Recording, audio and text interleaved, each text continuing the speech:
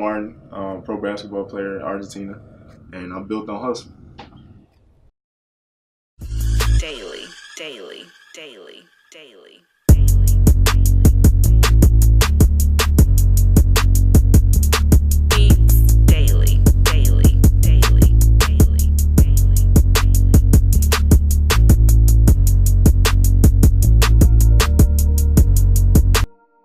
I'm Jerrell Martin.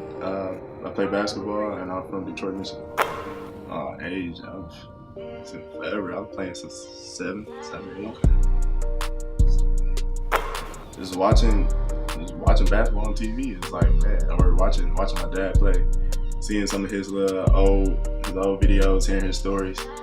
That just made me want to play basketball. It was around middle school, I say, just playing basketball every day.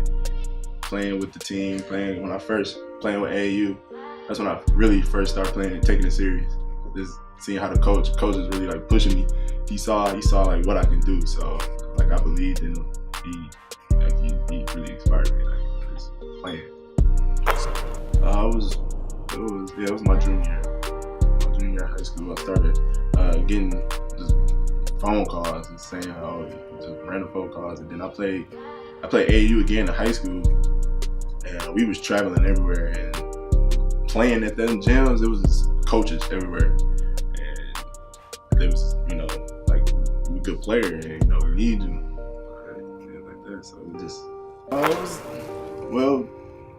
my story. It was just like the whole recruiting. It was like you need your ACT scores. You need to be 18 and above, and I was struggling with that.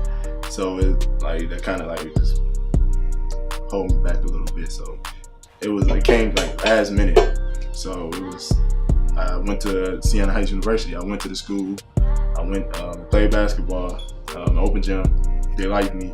I got my number, and they asked me to come, take the ACT, and that's when I got the ACT score to get in that school. So, but like the other schools I wanted to go to, I couldn't get the score, so I had to go to my next option. I took that. You gotta manage your time with the schoolwork, homework, everything.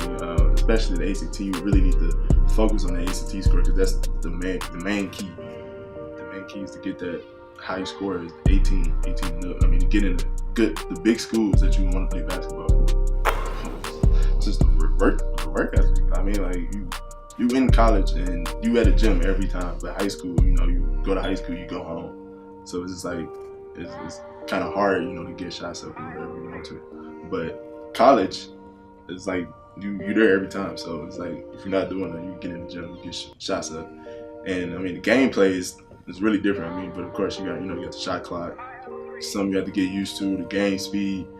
It's just a lot of stuff you just really need to get the hang of. But it's not gonna take that long. Because if you like basketball, you're gonna adjust to whatever you need to adjust to keep playing.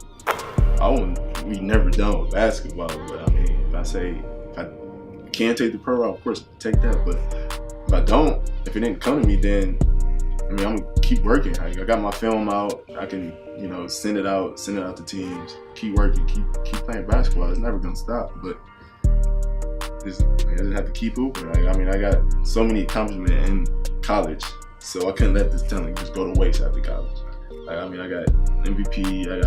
I reached my 1,000 career points. So it was a lot that I was achieving. So I just couldn't let that talent go to waste after college. It was tough because you have to go to a lot of basketball camps, but the camps that I went to, they didn't reach out to me. It was just like, some of them did, but the offers they was given, it wasn't what I liked. It was kind of bad. It was terrible. But it was just an email. I had a random email. Said they worked for an agency, and they wanted to know if I was interested in playing in Argentina. And they told me the pay rate, and they said if you would like to play, then reach out to them. So I did. I reached out to them. We exchanged numbers.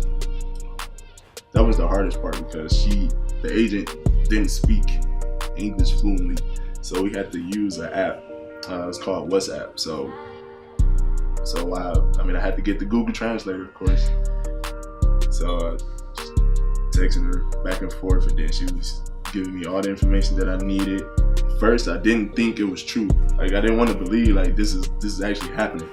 Like, I'm actually talking to somebody. I got an opportunity to go overseas. So I kept talking. I'm asking questions. I'm asking my dad. I'm asking anybody. Like, do this seem real? Like, it's legit? Because you have to watch out for people. Like, there's some scammers out there. But next thing you know, she telling me to get all these the stuff I needed to go over there, like FBI records and all that stuff. So I did that, and she told me she'd get back with me. It kind of took a minute, so I'm thinking it wasn't kind of true. So I started panicking a little bit, but she got back with me, and I was actually in the gym hooping, and I got an email. I was like, oh, she emailed me, and then it was the plane ticket. It was a plane ticket to go overseas, and I seen it was the round trip. It was a round trip, like there and back home when the season was over, and I was just looking at it, just shocked. I was speechless. I didn't know what to say. So it was it. And then from that day, it was set. So I was just like, wow, I'm going overseas. Deportivo Norte. Go get it right. The life, I had to get used to everybody, because I was actually the first American on the team that they had on the team. So it was crazy. They would treat me like royalty over there. So anything I wanted, they'd give me. They asked me, am I okay? Do I want anything else? Or the one thing I wanted to know is the language, because it was Spanish. And luckily, I had my roommate and one player on the teammate spoke a little bit English, so I could get along with it. But it was still hard. I was actually almost missed practice because I didn't know what they was talking about, and he thought I heard it, but of course I was missed practice. So, but the life, it was good. I had to get used to the food. It was some food that I didn't like. It was disgusting, but it was somewhere. They had chicken. It was baked chicken. It was never fried chicken. So I went 8 months without fried chicken. So I was about to kill myself. So it was still fun. I still had a good time. It was the scenery. It was something to get used to, because it was very small. So, but in that city, like, everybody knew each other. So that's how small it was. But just traveling to the other teams, it was huge. It was nice. And it's been some long rides. Like, we had a 10-hour drive, 15-hour drive. It was crazy, because we have three road games, so we'd be on the road for a week. So adjusting to that was the hardest part. But I managed to get through it. But just the gameplay, it was different. It was kind of fast. I had to get used to how the team play, just how they move with the ball, what they do with the ball. It seemed like that team, they really shoot. Like, just overseas, period. They shoot the ball. It was crazy. I'm just like, wow. Like, everything they throwing up, they making. But sometimes it be those days where they just keep shooting and missing. But I want to try to tell them calm down and stuff. But I don't know how to speak. I don't know how to speak their language, so I can't say nothing. But it was good. It was just getting there. I was like, wow, I'm here. Just riding on the plane ride. I had 3 different plane rides actually, but it was crazy, because my first plane ride was from Detroit to New York, but that flight was delayed. But I still had to connect the flight, so something happened, and I almost was like, wow, I'm stranded in New York now. But they managed to give me another ticket, so I was there the next day. So as soon as I got there, it was people everywhere. They already knew when I was coming. They kind of interviewed me a little bit, because there was a translator there, so they interviewed me for their love TV show, they news channel or something like that. And it was like a couple days I went to go, because I knew where they took me with ice cream one day. So I went the next day, like, by myself, just to walk around, and they saying my name. It's like, wow, how you know my name already? I was like a superstar. Right, yeah. Yeah, I was like, wow, I think I'm gonna like it here.